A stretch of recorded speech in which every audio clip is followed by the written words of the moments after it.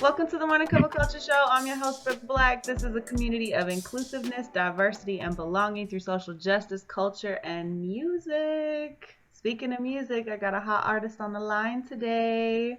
Kent Washington, the Indigo Kid. What's up, man?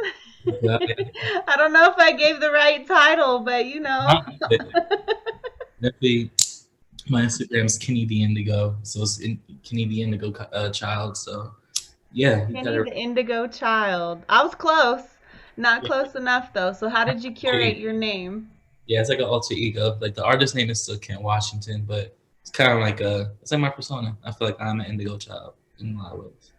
Let's unpack that, because when I hear Indigo Child, I know exactly what you mean, but some people might not. So Indigo child, I think so, like society's perception of what Indigo child is like you'll think like the '70s, like someone who's like super like peace and like hippie is like kind of like the what's the word? Kind of like the expectation, social norm of what that word means. But for me, indigo kind of originally came from like my complexion. So it's like kind of like when you hear the album "Children of the Indigo," it means like the children of like the people, like the original people.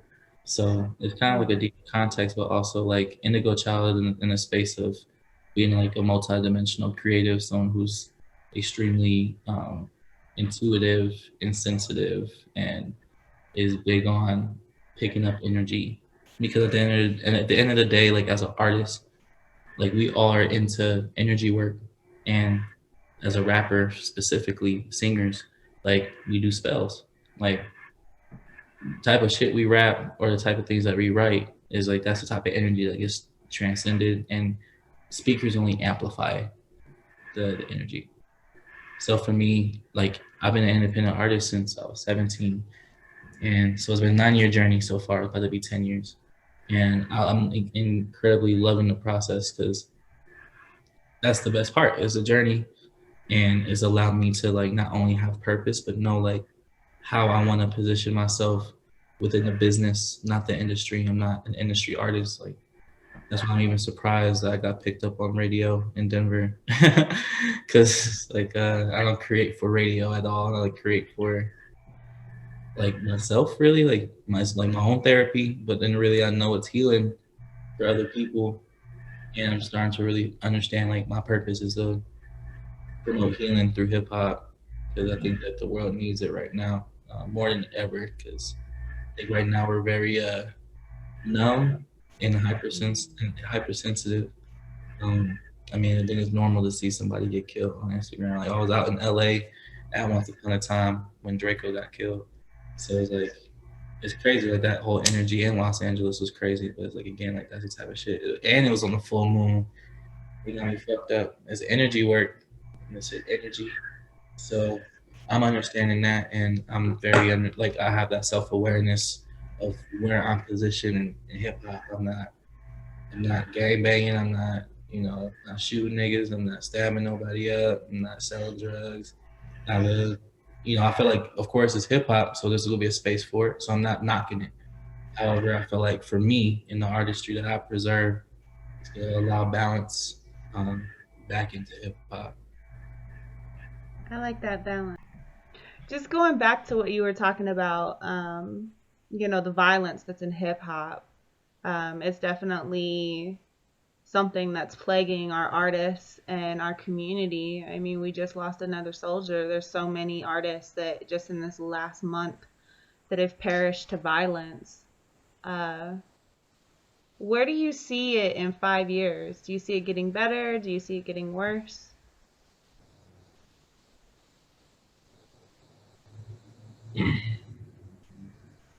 I don't know. I can see both.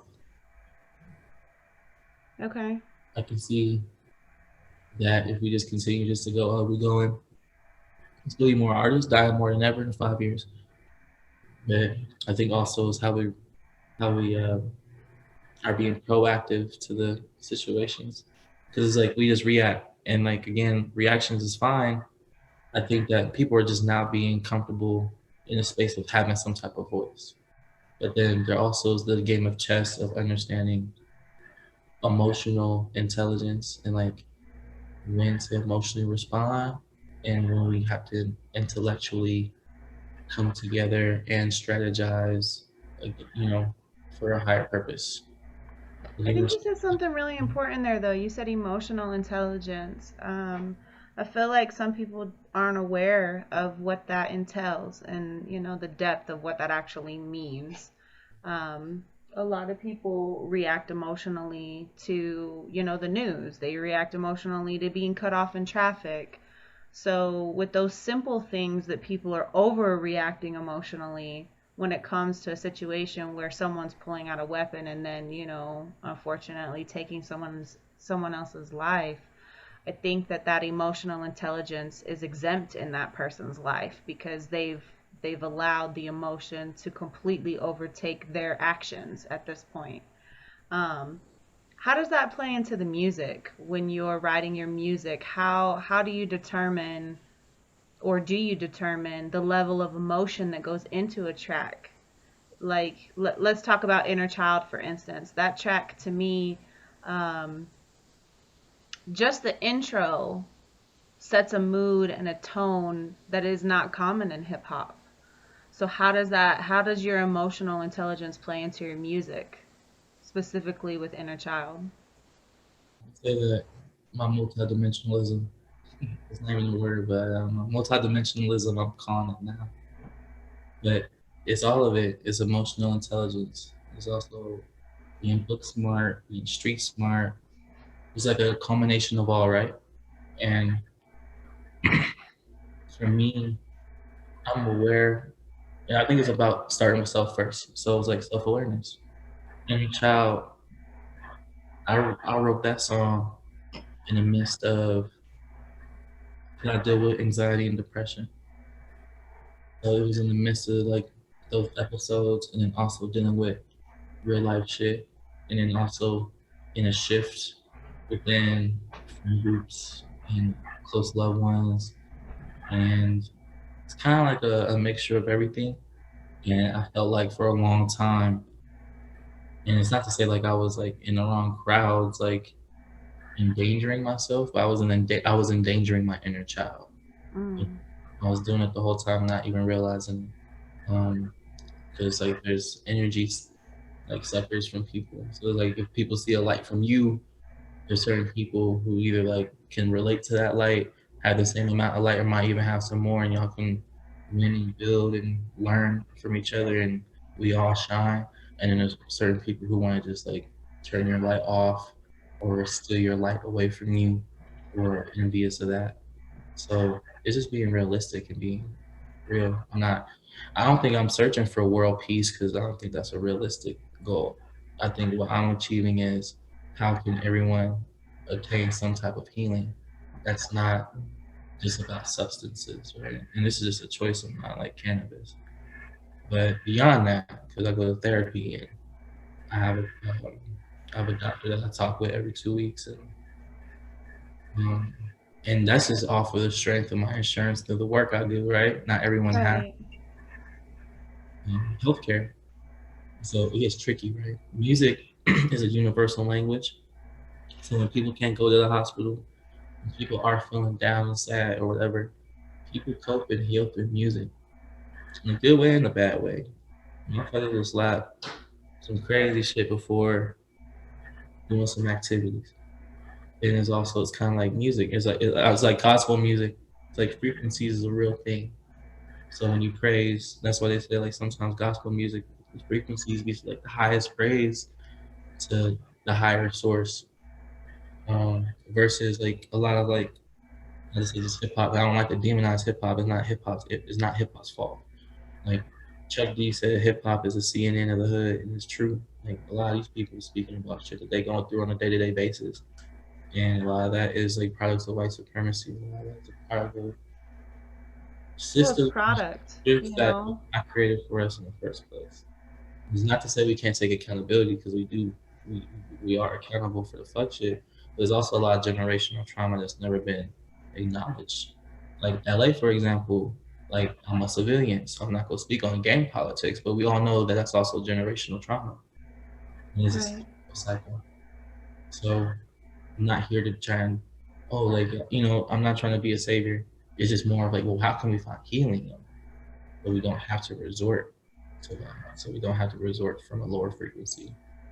That's what they say, 808s and all that shit. They have like some of the lowest frequencies, and Bass.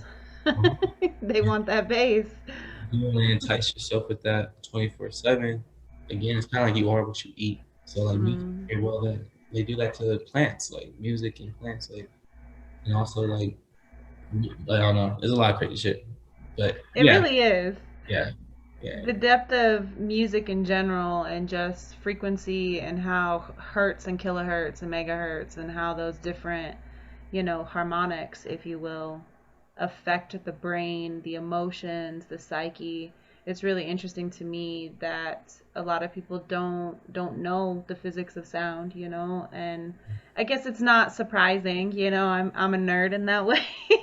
So I nerd out on the audio side of it, but learning about what those frequencies do to the body, and the hearing, and the threshold of pain, and depending how loud or soft something's played, or what key it's played in, it can evoke different emotions based on how it refracts through the eardrum, or that sort of thing. So I love that you're bridging the gap between societal healing and creative expression, because I feel like it's missing in music. In hip hop especially, we're conditioned to believe that, oh, that's too soft, that's not rap, that's too soft, that's pop. And it's like, is it though? Is it pop? Is it pop rap? Like, who's defining this? And then we're going right back to the comment made earlier about product. We're making product, we're not making music. Maybe I shouldn't say but there is a norm in the radio stations, and the top 40, of certain types of music and certain types of message that they want to feed our children and feed our minds. So it's a blessing for me to be able to come across someone like yourself and hear the depth of your music and the intent behind it. But you're not just a musician. You've dabbled in a lot of areas within the industry, being an event coordinator, talent curator. Like, how did you navigate through those different roles, and what was your first role in the industry?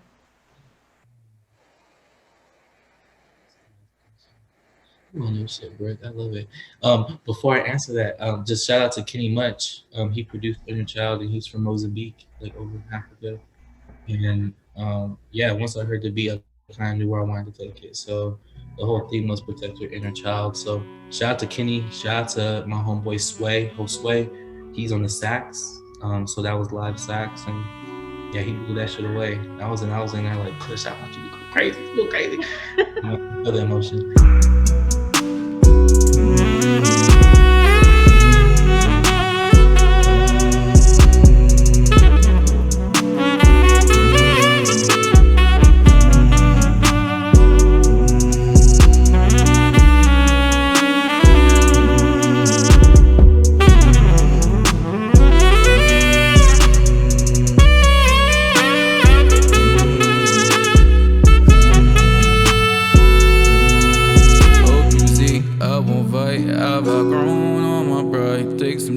To remind that little boy that's inside, you're enough. You're enough now. You're enough. You're enough now. Hope you see I won't fight. I've outgrown all my pride. Take some time to remind that little boy that's inside, you're enough. You're enough now.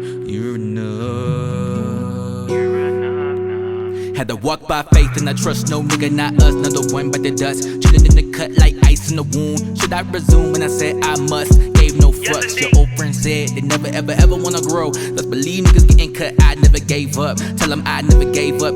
All this pain made us. Trauma, oh trauma, been making it tough. Run from my problems, I roll up a blunt. Roll up some more, cause that shit ain't enough. All of that weed, now I'm angry as fuck. Claim independent, but I was dependent. Pain over burying somebody in this. Minding my business, you mind your own business. That's how my mind worked, this shit quickly shifting. Fuck them fake friends, them niggas was switching. Needed my ass, not everyone missing. Honestly, they only did me a favor. I needed myself, so God told me go get it. Yeah, back on my business. Goofy ass niggas been back on that bitch shit. Sorry I could've make everyone happy, but trust that I only ask God for forgiveness. We can give two fucks if niggas offended. You niggas all greasy, I'm commenting mentions. Claim me so real, but I see that you isn't. I get it, I get it, I get it, I get it. Notice my focus went back on my vision. New opportunity, but I won't miss it. 33 MJ bubbles got E pimpin'. Loving myself was the greatest decision.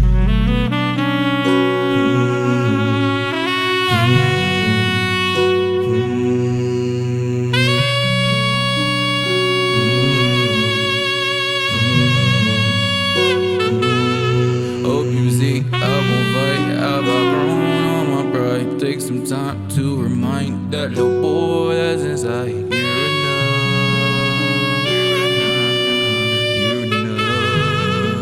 You're enough. Hope you see I won't fight. I've outgrown all my pride. Take some time to remind that little boy that's inside. You're enough.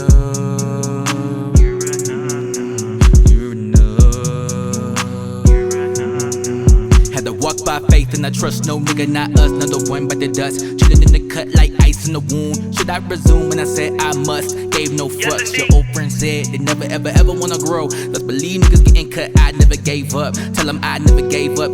All this pain made us.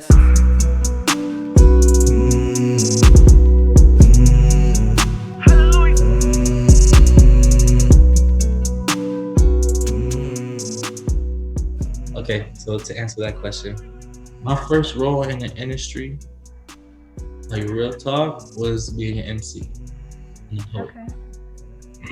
I was like in speech and debate in high school, and I was top 10 in state for poetic interpretation. I was also like one of the top poets in the city of Colorado Springs. I like was second place in the city slam, and this is all in high school. Like I'm like kind of like a high school kind of prodigy because I was just rapping so damn much. I've been rapping since I was 9.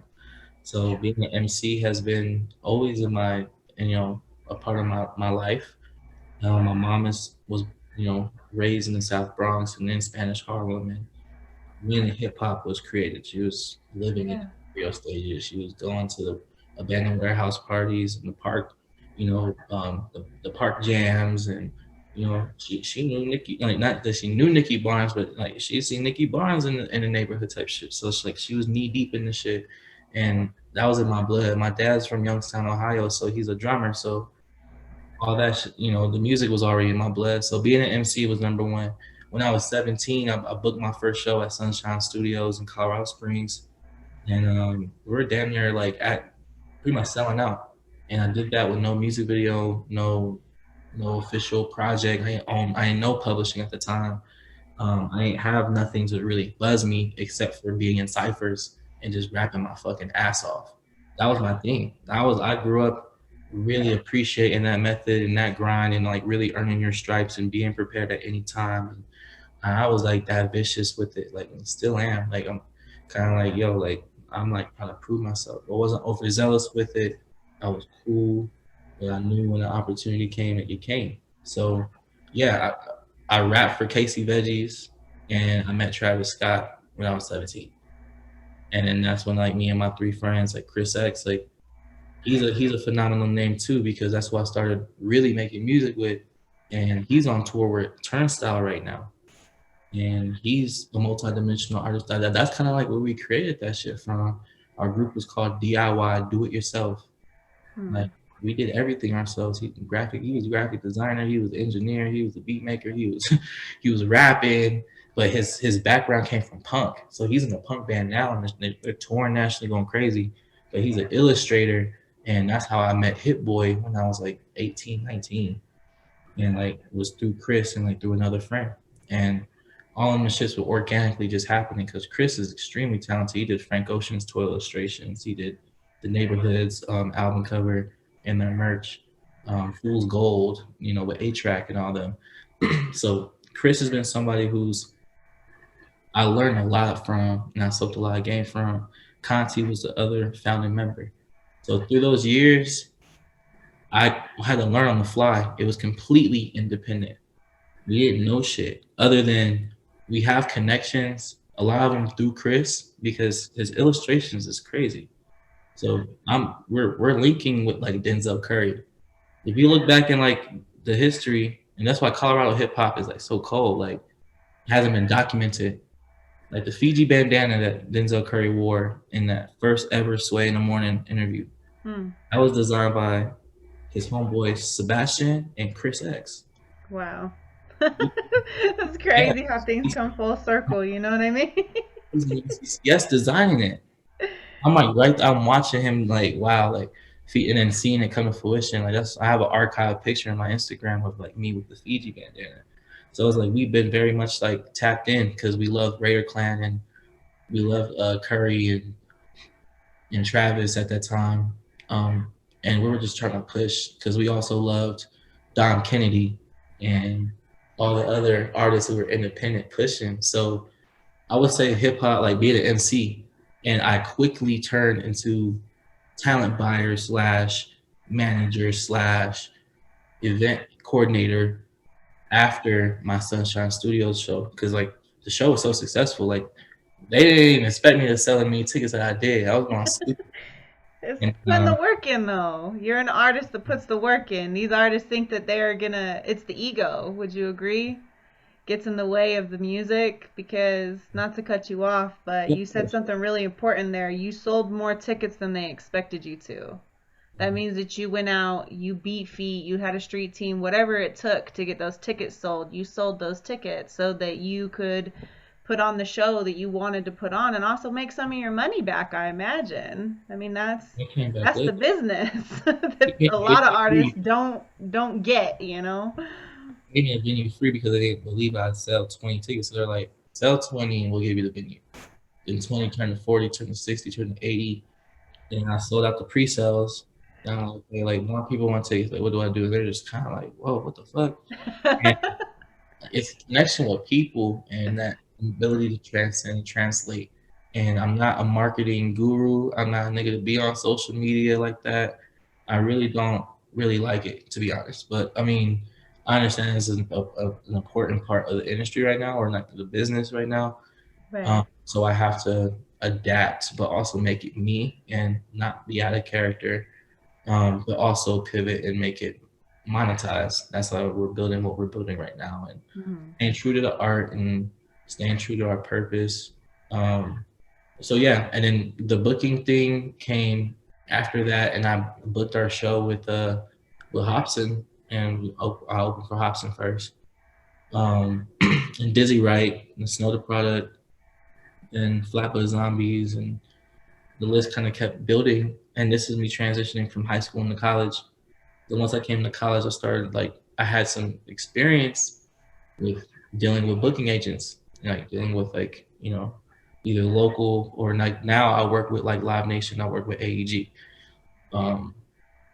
So when I came to college, I just kind of took every opportunity possible. I was president of United Men of Color, and I turned that organization into not even I'd say I helped out, but really we as a team built to be Student Org of the Year, and Black orgs don't do that at CSU. We're programming events like Clash of the Titans. That was the biggest hip hop tournament in northern Colorado. I'd say in the region. There's no way. We're bringing King Los. We're bringing Audio Push, Casey Veggies, crazy. I rap for Casey Veggies, and I booked Casey Veggies to come right back to CSU. Met JID because I booked Chaz French and Janae Aiko to be at CSU. And then a few months after, I was like, I want to bring JID. Then I meet JID through Chaz French, and I'm backstage with Earth Gang and Jid and all them smoking. Dang. Then it keeps coming back with the Dreamville guys, and I kept working with them in certain aspects, and flew out to places, started working with certain people in Taylor Gang, and that was a group effort. That wasn't all on me, but I would say I'm very ambitious, so I'm like, oh, I'm gonna go get it, I go get it. And also, this was a part of a plan since I was 9 years old. So I think, you know, I learned a lot from hip hop. I'm a student, so I learned from people's downfalls as well as like their successes. So I knew that in order for me to really be successful without me being fucked, I have to be multifaceted and I have to be excellent in all those departments. So if I'm an MC, like the creative has to be fucking outstanding, and that's why, like, I mean, I looked up to Kanye West and Ice Cube and Korn and Metallica and, Right, the greats. you know, and really like, well, how can I make epic music, like shit that like can really touch you, like not shit now, not shit that's microwavable or fast food. I want to make soul food, or not shit that I'm building now, Gumbo House.